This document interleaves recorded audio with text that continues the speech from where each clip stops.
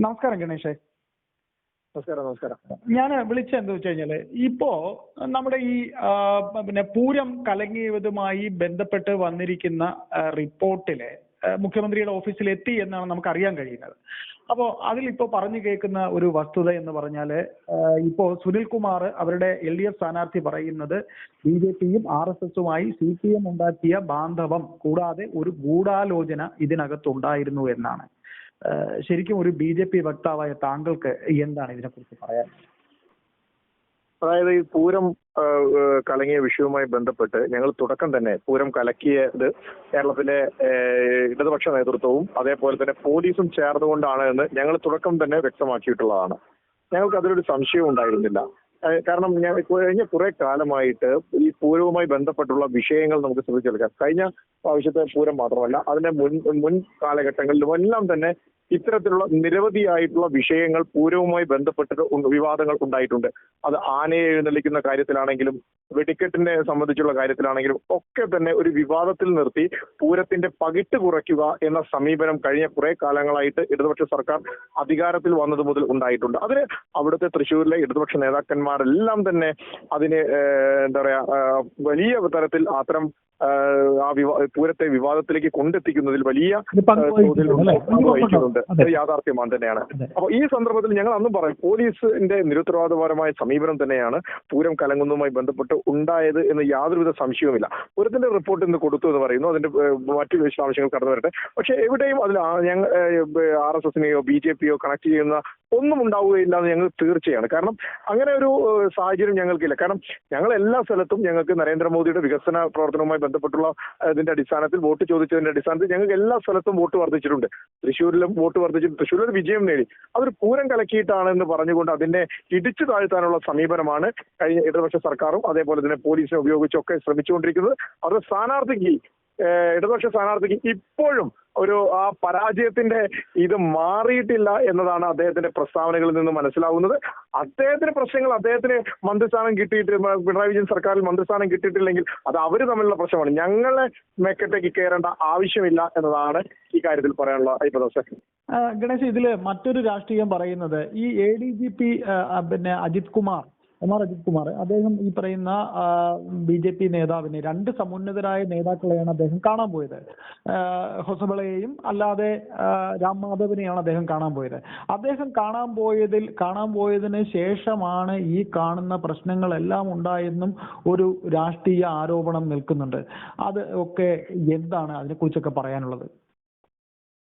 ഈ പൂരം കലക്കി എന്ന് പറയുന്നത് 2024 ഈ ADGP അജിത് കുമാർ ദത്താത്രേയ ഹൊസബളയെ കാണുന്നത് 2023 അങ്ങനെ ഒരു വർഷത്തിന്റെ പ്ലാനിംഗ് ഒന്നും പൂരം കലക്കുന്നതുമായി ബന്ധപ്പെട്ട് നടത്തേണ്ട. പൂരം കലക്കുന്നതുമായി ബന്ധപ്പെട്ടുള്ള പ്ലാനിംഗ് എന്നല്ല പറയുന്നത്. അതായത് ഇപ്പൊ പൊതുവെ പറഞ്ഞു കേൾക്കുന്ന ഒരു ഇതെന്ന് പറഞ്ഞാൽ, മുഖ്യമന്ത്രി പിണറായി വിജയന് RSS BJP ബാന്ധവം, അദ്ദേഹത്തിന്റെ ചില കാര്യങ്ങൾ അദ്ദേഹത്തിന് രക്ഷപ്പെട്ടു പോകാനായി ഇപ്പൊ കഴിഞ്ഞ കുറെ നാളുകളായി അദ്ദേഹത്തിന്റെ മകളുടെ കേസ് അന്വേഷിക്കുന്നില്ല. അതുപോലെ തന്നെ കരുവന്നൂർ ബാങ്കിന്റെ വിഷയം അന്വേഷിക്കുന്നില്ല. അദ്ദേഹവുമായി ബന്ധപ്പെട്ടിരുന്ന ഒരു അലിഗേഷനും ഇപ്പൊ ഒരു അനക്കവും കേന്ദ്രത്തിലെ ഏജൻസികളെ തമ്മിൽ സംബന്ധിച്ച് ഇപ്പൊ ഉണ്ടാകുന്നില്ല.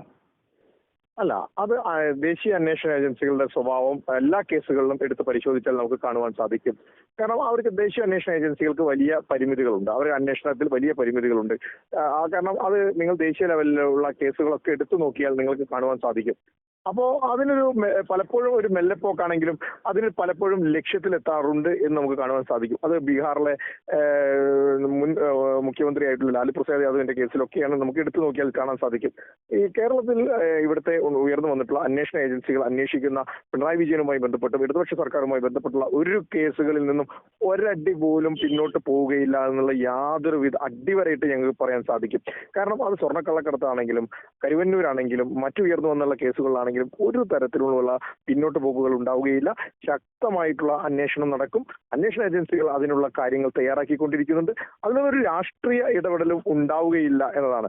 അതിൽ BJP സർക്കാർ അധികാരത്തിൽ വന്നത് മുതൽ ഞങ്ങൾ വ്യക്തമാക്കിയിട്ടുണ്ട്, ഒരു തരത്തിലുള്ള രാഷ്ട്രീയ ഇടപെടലുകളും ഇതുമായി ബന്ധപ്പെട്ട് ഉണ്ടാവുകയില്ല. രാഷ്ട്രീയ ഇടപെടലുകൾക്ക് അടിസ്ഥാനത്തിലല്ല അന്വേഷണ ഏജൻസികൾ പ്രവർത്തിക്കുന്നത്. അവർ ഇത്തരത്തിലുള്ള പിണറായി വിജയൻ സർക്കാരിനെതിരെ ഉയർന്നു വന്നിട്ടുള്ള കാര്യത്തിൽ യാതൊരുവിധ അന്വേഷണ ഏജൻസികൾക്കും ഒരു തരത്തിലുള്ള സമ്മർദ്ദവും ഉണ്ടാവുകയില്ല. BJP-യുമായിട്ട് ഒരു RSS-ഉമായിട്ട് ഒരു ബാന്ധവം പോലും ഉണ്ടാവുമെന്ന് പറഞ്ഞാൽ ആരും വിശ്വസിക്കുകയില്ല എന്നത് തന്നെയാണ്. അതുതന്നെയാണ് ഇപ്പോൾ നടന്നുകൊണ്ടിരിക്കുന്നത്. ഞാൻ പറഞ്ഞല്ലോ, അദ്ദേഹം ADGP അദ്ദേഹത്തെ വന്ന് കണ്ടിട്ടുണ്ടെങ്കിൽ അത് എന്താണ് കണ്ടത് എന്ന് അദ്ദേഹമാണ് പറയേണ്ടത് എന്നാണ് അതിൽ പറയാനുള്ള അഭിപ്രായം. പിന്നെ ഇതിനകത്ത് ഗണേശ മറ്റൊരു സംഗതി എന്ന് വെച്ച് കഴിഞ്ഞാൽ പിണറായി വിജയൻ ഇപ്പൊ പാർട്ടിക്കകത്ത് ഉണ്ടായിരിക്കുന്ന ഏറ്റവും കൂടുതൽ അദ്ദേഹത്തിന്റെ ചേരിയിൽ തന്നെ ഉൾപാർട്ടി രാഷ്ട്രീയത്തിൽ തന്നെ അങ്ങേർക്കുണ്ടായിരിക്കുന്ന പ്രശ്നം എന്ന് പറഞ്ഞാൽ അദ്ദേഹം ഇപ്പോൾ ഒരു ബാന്ധവം RSS അല്ലെങ്കിൽ BJP-യുമായി അദ്ദേഹം കൂടുന്നു. അദ്ദേഹത്തിനുണ്ടായിരിക്കുന്ന പല കേസുകളിലും അദ്ദേഹം രക്ഷപ്പെടാൻ വേണ്ടി ഒരു നീക്കുപോക്കിന് ശ്രമിക്കുന്നു എന്നുള്ളതാണ്. അതാണ് ഇപ്പോൾ ഈ PV അൻവർ ഉന്നയിക്കുന്നത് എന്ന് പോലും പറയപ്പെടുന്നുണ്ട്. അപ്പോൾ താങ്കൾ പറയുന്നത് അത്തരത്തിൽ യാതൊരു നീക്കുപോക്കും BJP-യുടെയോ അല്ലെങ്കിൽ RSS-ന്റെയോ ഭാഗത്തു നിന്ന് ഈ മുഖ്യമന്ത്രിക്ക് ഉണ്ടാകില്ല എന്ന് തന്നെയാണോ? എങ്ങനെയാണ് CPM-ന്റെ ഒരു മുഖ്യമന്ത്രി അധികാരത്തിൽ വന്നത് മുതൽ വലിയ തോതിലുള്ള അഴിമതി നടത്തിയ, വലിയ തോതിൽ എന്താ പറയാ പിൻവാതിൽ നിയമനം നടത്തിയ ഈ ഇടതുപക്ഷ സർക്കാർ അധികാരത്തിൽ വന്നത് ഇവിടുത്തെ വിശ്വാസികളെ മുഴുവൻ വലിയ തോതിൽ ദ്രോഹിച്ചിട്ടുള്ള ഒരു സർക്കാർ, ആ സർക്കാരിനോടൊരു എന്താ പറയാ ഒരു അടി പിന്നിൽ നിന്നുള്ള സമീപനം സ്വീകരിക്കുമെന്ന് നിങ്ങൾക്ക് തോന്നുന്നുണ്ടോ? ഞങ്ങൾ ഈ വിഷയത്തിൽ ഇത്തരം ആരോപണങ്ങൾ ഉയർന്നു വരുന്ന സമയത്ത് ഈ സർക്കാരിനെതിരെ ശക്തമായിട്ടുള്ള സമരവും, ഈ സർക്കാരിനെതിരെ ജനങ്ങളെ സംഘടിപ്പിച്ചുകൊണ്ടുള്ള ജനാധിപത്യ രീതിയിലുള്ള സമരവും നയിക്കുന്ന ഒരു പാർട്ടിയാണ് ഞങ്ങൾ. പിന്നെ ഇത്തരത്തിലുള്ള ആരോപണങ്ങൾ അത് കോൺഗ്രസിന്റെ ഭാഗത്താണ്. ഞങ്ങൾ ആദ്യം മുതൽ തന്നെ തുറന്ന് പറഞ്ഞിട്ടുണ്ട്, ഇവിടുത്തെ ഇവിടുത്തെ പ്രതിപക്ഷ നേതാവും കേരളത്തിന്റെ മുഖ്യമന്ത്രിയും തമ്മിലുള്ള ബന്ധം, ഇവിടുത്തെ കോൺഗ്രസും CPM-ഉം തമ്മിലുള്ള ബന്ധം, ആ ബന്ധത്തിന്റെ അടിസ്ഥാനത്തിലാണ് പലപ്പോഴും ഒരു ശക്തമായിട്ടുള്ള സമരത്തിന് നേതൃത്വം കൊടുക്കുവാൻ പോലും കേരളത്തിലെ കോൺഗ്രസ് നേതൃത്വത്തിന് സാധിക്കാതെ വരികയാണ്. അത് ഞാൻ നേരത്തെ സൂചിപ്പിച്ച പോലെ ഒരു അടി പോലും ഈ അന്വേഷണ ഏജൻസികൾ പിന്നോട്ട് പോവുകയില്ല.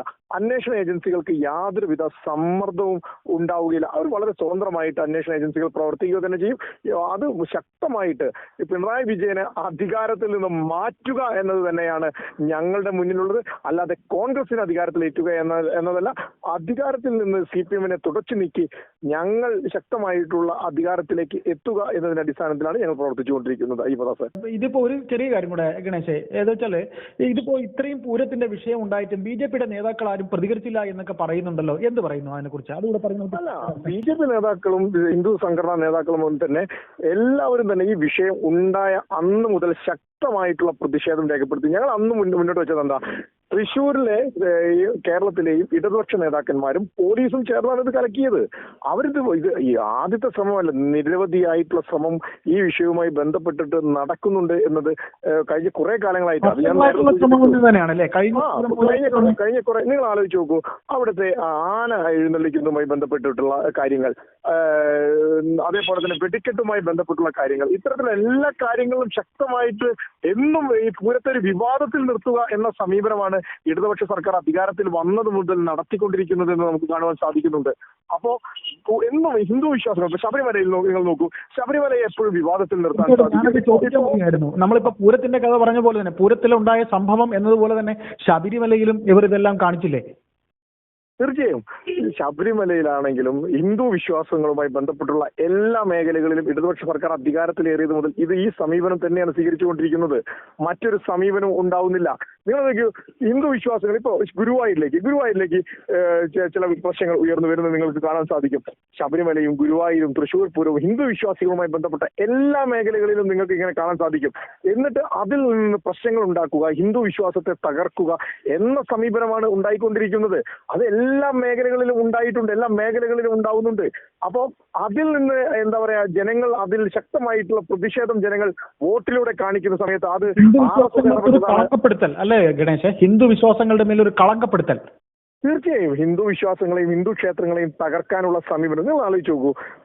ആന്ധ്രാപ്രദേശിൽ നിന്നുള്ള വാർത്ത നമ്മളൊക്കെ ഞെട്ടിക്കുന്നതായിരുന്നു. ഒരു വിശ്വാസി എന്ന നിലയിൽ അവിടുത്തെ നമ്മുടെ തിരുപ്പതി ദേവസ്വത്തിൽ നിന്ന് കൊടുക്കുന്ന പ്രസാദ ലഡുവിൽ മൃഗക്കൊഴുപ്പ് വരുന്നു എന്ന് പറയുന്നത്, അതിപ്പോ ശബരിമലയിലൊക്കെ എന്തായിരിക്കും വരുന്നത് എന്ന് നമ്മൾ ആലോചിക്കുന്നത്. തീർച്ചയായും. കാരണം വെച്ചാൽ ശബരിമലയിലും ഗുരുവായൂരിലൊക്കെ എന്താണ് ഇവർ കാണിക്കുക എന്ന് നമുക്ക് പറയാൻ പറ്റില്ല. അത്രയേറെ നമ്മുടെ വിശ്വാസത്തെ ഇല്ലാതാക്കാൻ ശ്രമിക്കുന്ന ആളുകളാണ് ഇപ്പോൾ തൃശ്ശൂർ പൂരത്തെ ഉയർത്തിപ്പിടിച്ചിട്ട് നമുക്കെതിരെ ശ്രമിക്കുന്നത് എന്ന് നിങ്ങൾ ആലോചിക്കും. ഇതേ ആളുകൾ തന്നെയല്ലേ തലയിൽ മുണ്ടിട്ട് കൊണ്ടിട്ട് ശബരിമലയിലേക്ക് സ്ത്രീകളെ കയറ്റിവിട്ടത്. അപ്പോൾ ഇത്തരത്തിലുള്ള ആളുകൾ ആണ് ഇപ്പോൾ നമ്മൾ അതിന്റെ അവകാശ സംരക്ഷകരായി മാറാൻ ശ്രമിക്കുക എന്ന് പറയുന്നത് ഇവിടുത്തെ ജനങ്ങൾ അംഗീകരിച്ചു കൊടുക്കില്ല. ജനങ്ങൾ ശക്തമായിട്ടുള്ള പ്രതിഷേധം ഇത്തരം കാര്യങ്ങൾക്ക് ജനങ്ങൾ ഈ വിഷയത്തിൽ ഇടതുപക്ഷ സർക്കാരിനെതിരെ വോട്ട് ചെയ്തുകൊണ്ട് അവരുടെ പ്രതിഷേധം രേഖപ്പെടുത്തുന്ന കാഴ്ചയായിരിക്കും അടുത്ത നിയമസഭാ തെരഞ്ഞെടുപ്പിൽ കാണുവാൻ സാധിക്കുക. എന്തായാലും ഗണേശ് ഒരു ചെറിയൊരു സമയത്തിനിടയിൽ സംസാരിക്കാൻ കഴിഞ്ഞാൽ സന്തോഷം. മറ്റെന്തെങ്കിലും വിഷയമുണ്ടെങ്കിൽ തീർച്ചയായും ഗണേശ്. ഓക്കെ.